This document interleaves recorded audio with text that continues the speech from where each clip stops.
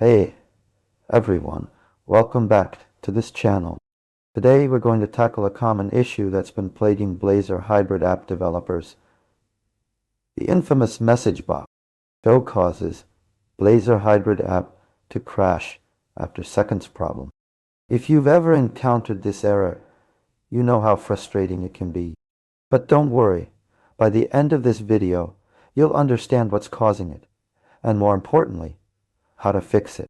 Blazor Hybrid apps are an exciting way to build cross-platform desktop applications using web technologies like CHash, Razor, and CSS. However, as with any new technology, there are some quirks that can catch us off guard. The MessageBox Show issue is one of them, but with a solid understanding of the underlying concepts, you'll be well equipped to handle it. In this video, we'll delve into the world of threading synchronization contexts and message boxes in Blazor Hybrid app. By the end of our journey, you'll have a clear grasp of what's happening behind the scenes and how to avoid those pesky crashes. So, let's dive right in.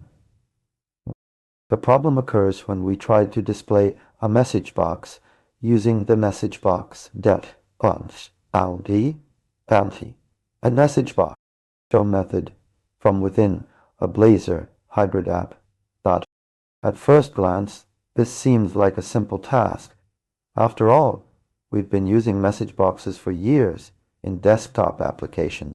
However, things get more complicated when we consider the architecture of a Blazor Hybrid app.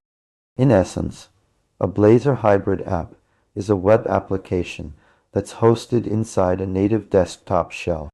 This means that our CHash code runs on top of a web runtime like Chromium or Edge, which provides us with a sandboxed environment to execute our code.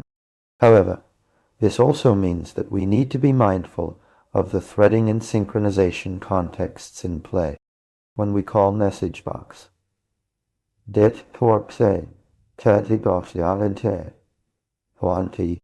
show from within our Blazor component, it's executed on the UI thread of the native desktop shell. This sounds straightforward enough, but here's where things get tricky. The UI thread is not the same as the thread that our web runtime is executing on. In a standard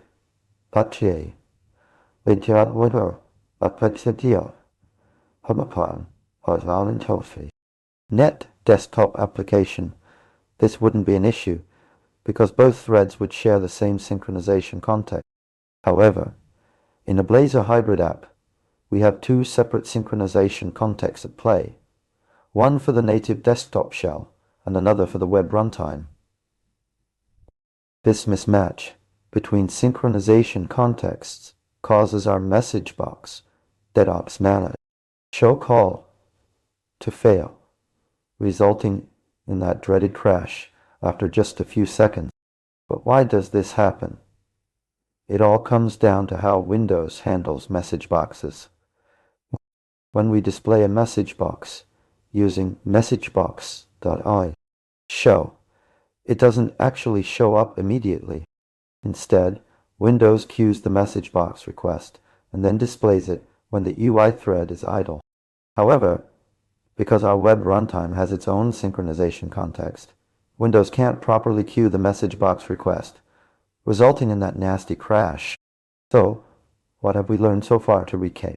Blazor Hybrid apps are prone to crashes when displaying message boxes using MessageBox show. The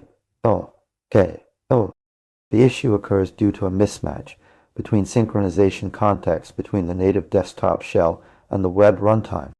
The problem arises because Windows queues message box requests which can't be properly handled by our web runtime. Now that we understand what's happening behind the scenes, let's talk about how to fix it. To avoid those pesky crashes in your Blazor Hybrid app, you need to ensure that any UI-related code, including MessageBox show calls, is executed on the correct synchronization context. This usually means using a library or utility that helps with synchronization, such as Microsoft's own Microsoft Toolkit. Win32. NuGet package. By taking care of this subtle detail, you'll be well on your way to building robust and reliable Blazor Hybrid apps that won't leave your users frustrated. Thanks for watching. If you have any questions about today's topic or any other, net-related subjects, please let me know in the comments below. Don't forget to like this video if it helped you out. It really helps us reach a wider audience. And if you're new here, consider subscribing for more in-depth net content. Until next time, happy coding.